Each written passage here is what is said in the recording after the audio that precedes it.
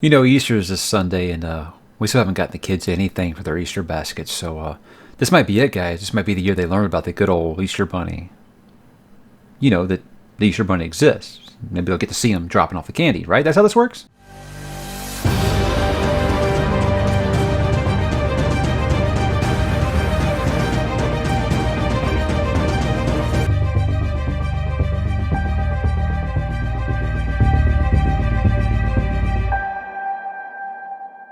Hey, what's up, bookworms and bunny lovers? Mike back for another weekly update. Welcome to April, guys. It is Good Friday. Easter's on Sunday. Regardless if you celebrate it or not, I hope you're having some good time, maybe with family for the first time in a while. I know it seems like a lot more people I know are getting together with family for the first time since about this time of 2020. So lots of new things going on in real life, which we'll talk about. But we're going to do like usual, guys, with the weekly update, and we're going to talk about what am I reading? Because if you didn't watch my TBR update, then you don't know that I already finished The Dark Half. This was my first book for April, and I finished it in March, so I cheated a little bit. And I like to show that picture because it always makes me laugh. So I finished The Dark Half by Stephen King, and I'm going to talk about when I do Into the Multiverse. This one is going to be in May, actually, so I'm actually a little bit ahead of my schedule, because this month is going to be Tommy Knockers, and that's going to be a legendary episode. I'm thinking in my head it's going to be a legendary episode. But The Dark Half, I said I read it as a teenager, and I just kind of felt like it really wasn't what I wanted out of King. You know, I kind of wanted to, at the point where I was just getting into his stuff, I still kind of wanted to be scared, and that kind of wasn't what I was looking for. I don't know if I'd say I agree with that now, but let's just say it's one of the lesser Stephen King books I've read this year. Because it seems like everything I've been reading by him this year has just been just magnetic, awesome. But yeah, that one, we'll get into it. And then today, guys, I finally finished Assassin's Quest. This took me longer to read than Dead House Gates did. I didn't like it. I'm going to get into it when I get into the review for it. Now, look. Now, I don't want people flipping out, because I know that Robin Hobb is very much well-respected in the BookTube community, and for good reason. She is a magnificent writer. The story in this one just did not get me. This was very much a Wheel of Time 8, 9, 10 kind of book, where I felt like it was like a 350-page story told over 900 pages. So I'll get into that, because I am going to continue doing Robin Hobb reviews. Now, the thing is, I got people now being like, oh gosh, now you're not going to read any more Robin Hobb. No, I'm absolutely going to read more Robin Hobb, guys. The thing with this book is that a lot of people told me, first off, with Assassin's Quest by itself, I've been told that this is the most divisive book in the series. So it's clear to see why. It's clear to see why. Like, even I've heard huge Roll of the Oldlings fans, they didn't like this book. That's fine. When I went into this, I got told, well, Farseer is probably one of the least best series that she writes in the whole Roll of the Oldlings. So I kind of went into it, checked expectations, but then I liked books 1 and 2 so much that this one was just kind of a letdown. And look, and the 350 pages that I really like, really good, really good. So again, her writing is as awesome as ever. It's just, it took too long to get to where we were going to. Too many chapters of me questioning why I am reading this, and that had not happened yet with this series. So I'm very much still going to read Lifeship Traders, so don't worry. I think the thing right now is I got Hyperion in April, May. I got Poppy War over the summer. But after I finish that, so like looking for this fall, I'll probably be getting into Lifeship sometimes. And I think the change of scenery, the change from away from the first person perspective will probably help quite a bit there. But again, I really loved about 80% of the Farseer trilogy, so it's definitely a recommend from me. This book just kind of missed the mark. It was way too overlong for me. But yeah, again, like I said, I'll get into a full review for it, and I'll really get into the reasons why, because there is a lot to like about it. There really is. But just overall, it started to really feel like a chore a lot of the time. That's why it took me like 3 weeks to finish it, or at least it felt like 3 weeks. I don't know how long it actually was, but we'll talk about that soon. I don't actually have it on the schedule yet.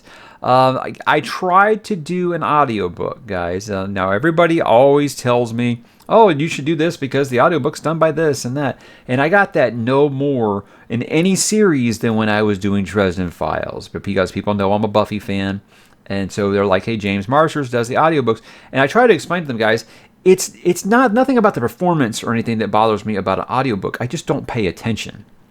It's one of those things where I do not have reading ADD, but I got listening ADD. It comes from years of blocking out children. And the problem is you can't turn that off, and it's one of those things where I feel like I won't pay attention. So I said, you know what? I can listen to headphones at work, so maybe I'll give this a try because I was running out of podcasts and music to listen to. So I said, I'll give this a try. So I got Side Jobs and Briefcases. That's the 2 Dresden stories I hadn't actually read yet. So I figured I'd give that a try.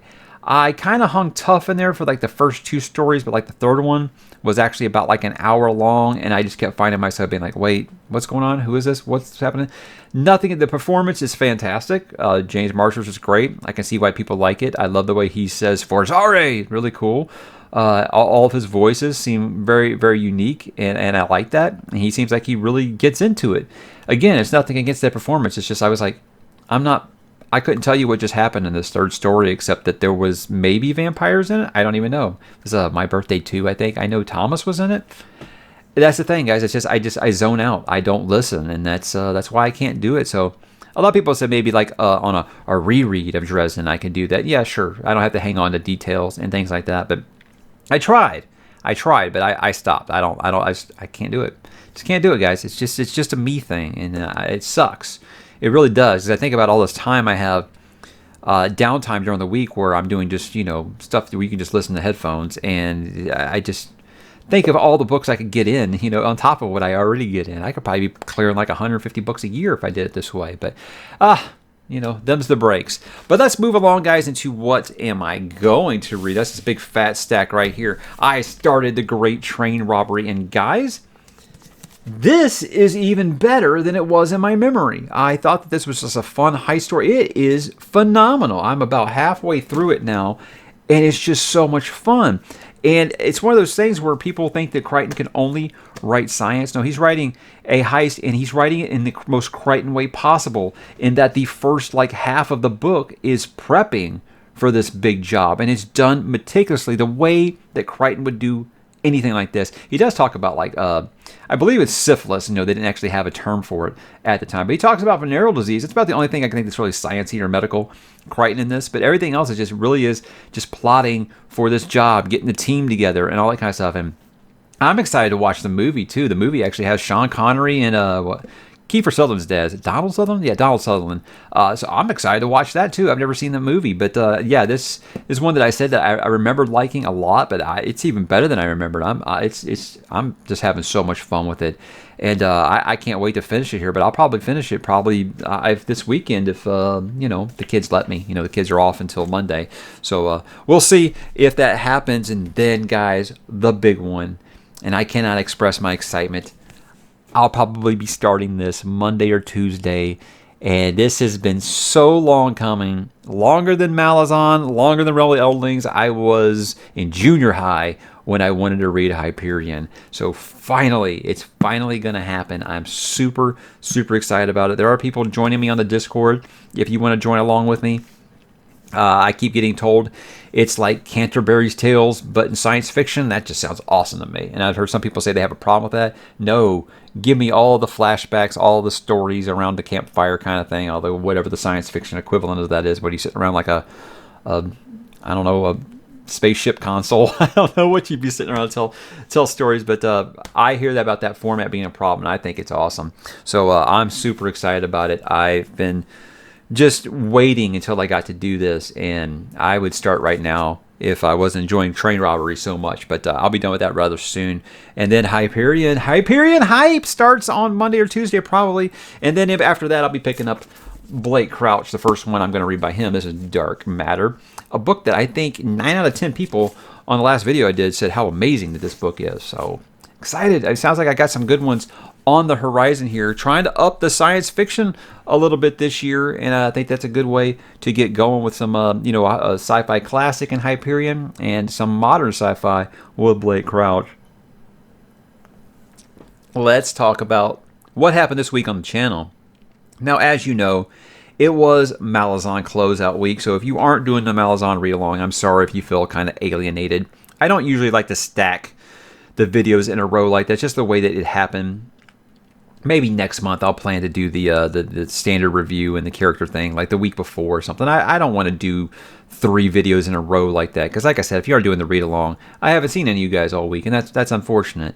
But I did do my standard review, which was great. I think I had a great time talking about it in a non-spoiler way. You might not think that that's what you had a great time with it. Yeah, sometimes it's great trying to sell a book to people, especially one as divisive as this one, without spoiling for someone. So that if they're thinking about quitting, this is a good way to try to get them back on board and give it another try. So I hope I did that for some people. I kept waiting for my normal Steven Erickson comment on there, but if you've kept up with all that drama, apparently he has left YouTube because reasons. Look for my buddy Philip. Philip did a really, really great video about that whole controversy, and it's just, you don't want my opinion on it. But Philip is way more eloquent and well-spoken and leads by just, he gives a wonderful example to lead, so I hope you will check out that video about that. And speaking of Philip Chase, I did talk to Philip Chase about Deadhouse Gates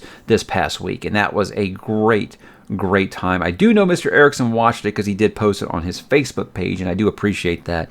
But yeah, anytime I get to talk to my personal favorite booktuber, it's going to be a blast. And we talked for an hour, and it went by like this. I think we probably could have talked about that book for 3 hours. And I hope to talk to Phil about more things soon. I know he's getting into Dark Tower, and maybe we're going to talk about that on his channel. Whatever it is, I'd love to talk to Philip more because I know everybody that watches my channel that watches Philip really, really enjoys his content as well. So that he's just a great guy. And then I did my favorite characters for Deadhouse Gates. I think that's much more fun to do than a Wheel of Time wish list kind of thing, because like I said, you can't really predict what's going to happen in can't predict what's going to happen in a Malazan book like you could a Wheel of Time, because you don't even know if those characters are going to be in the next book, But some people have told me they actually prefer that to the spoiler talks, because I just kind of go by those characters that I liked, and I kind of get spoilery with it. But I think there's enough content there. If you are a Malazan fan, I think I've given it the proper attention. I'll try to space out Memories of Ice a little better so I don't just cram them all into the last week of the month in May. And yeah, Memories of Ice did start today. So if you guys want to jump on board, I probably won't be doing it. I listed all those books over there. I think all those, and then there's a Murderbot book, and then I'll be doing Memories of Ice. So probably the end of April, like I did with Deadhouse Gates. Start sometime in the 3rd or 4th week of April, and then kind of let it slide into May maybe a little bit. That way it's all fresh when I get to talk about it in May. And then I did my one non-Malazan video. That was my spring TBR. That is April, May, and June. I've had people ask me why I do it like that instead of doing one monthly. I feel like we're so locked into so many read-alongs now. Michael Crichton, Into the Multiverse with Stephen King, and then the Malazan one. It's not going to change that much. So usually I try not to do it like that because it changes so much. But I don't foresee this one changing a lot unless I'm adding things. I mean, I've had people tell me that, I think it was Jobs Lament on the Discord, who said, "Oh, I give it to 4 hours until this changes." I was like, I don't think that's fair. Maybe in the past, but I don't think that's fair now, because I was like, look at my January, February, March one. I read every book I had listed except Demon in White by Mr. Rockio, and that was Malazan's fault. It cooked my brain, and then I keep using Dan Simmons as a human shield from Mr. Rockio, so he understands why I moved Demon in White until June. But yeah, Hyperion. It's nothing that I wanted to kind of mix with Malazan and Sun Eater at the same time. So I just kind of a numbers game there. And since Sun Eater 3 doesn't come out until next year about this time, I figured, hey, you can slide just a little bit. But yeah, that was everything that I did on the channel this week. Let's talk a little bit about next week plans. Now, I'm going to say that I think the content's going to be so-so for the next couple of weeks. Why would I say something like that? Real life, guys. We are car shopping right now, and I don't know if you do car shopping like we do car shopping, but there's due diligence, and then there's more due diligence, and then there's what we're doing. We are driving everything. We didn't go into this with any one car. That we're like, a lot of people go to buy a car. They're like, I want this car, and I'm only going to buy that car. We were completely open. We had about 15 different cars we were considering. The kids are getting bigger. We just want something a little more space. Now we're getting to the point where we've narrowed it down to like 3 or 4. Now it's the time where you start negotiating. And I don't want to get into all the numbers and stuff. It's not a quick process. and it's very, very time consuming, and it's very, very tiring, especially after a day of working and a commute, so it kind of adds up. Now you add on top of that tax season. Tax season is very, very busy. I do work in the field, so yes, I've got a tax seminar coming up here soon too. So the content, I wouldn't say I'm going to mail it in. I'm just saying don't be expecting like super deep dives with like 4 reviews in the next 2 weeks. It might be a little busy. I do have a couple on the schedule here. I'm going to move my book haul up this month. Usually I try to do that like the second or late second week of the month because I don't like to put it and the wrap up together. I'm going to be moving the book haul up, and I'm going to be doing my usual March wrap up early next week. So that one, I'd like to do the wrap ups, like I said, just because it just shows how growth's going on the channel and things like that. And it was a better month in February, by the way, so I'll get lots of people bringing that up, I'm sure. But these are happy problems to have. And then with the book haul, it's just another month where you guys were extremely generous, and I want to make sure that I give you guys the attention that and let you know how much I appreciate what you do for me. It means the world. And then my one, I guess you call it not lazy review next week, and it's not really a review. I'm going to be doing why I decided to read the Hyperion Cantos by Dan Simmons, because I'm going to be starting Hyperion.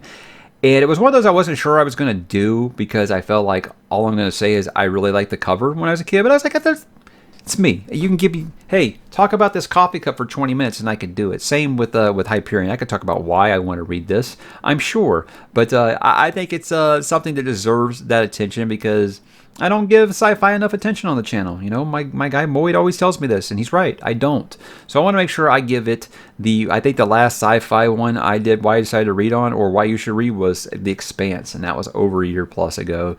So yeah, I'm going to do that, and I hope some of you guys will jump on board with that. But that's about all I got for next week. How about some movie and TV talk before we go? We are going to watch Godzilla vs. Kong tomorrow.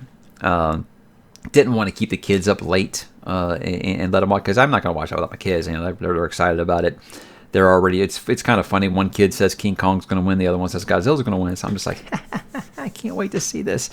I've got predictions about, or he's got predictions about Mecha Mothra and Mecha Godzilla and Mecha King Kong. I'm like, oh, okay, this is just going to be really interesting. So maybe they need him in the writer's room there. But I did see that this is already the biggest box office haul since March of 2020. So yes, people are willing to go to the theater again, guys. So stop delaying your movies. If you're not going to put them on streaming services, put them out. People will go see.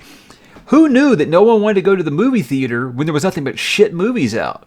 Wow, what a concept. I swear sometimes with these guys. But yeah, we'll be watching that tomorrow. I'm excited about it. I've been a Godzilla and a Kong fan, just movie monsters in general since I was a little kid. So this has been the big one. I want to see the monsters fight. I've heard mostly good things. I've heard it's like basically a WWE match. I'm like, that's all I need. I don't need a really great story. I just need to see my monsters fighting, and I need the fight to be good. So I'm excited to watch that. Almost as excited as my 8-year-old is. I did watch a little documentary on Netflix the other day. It's called The Last Blockbuster. I think it was put together by Kevin Smith. I'm not sure. He's in it, but not very much. Just looking at that last Blockbuster that's still up in Oregon right now.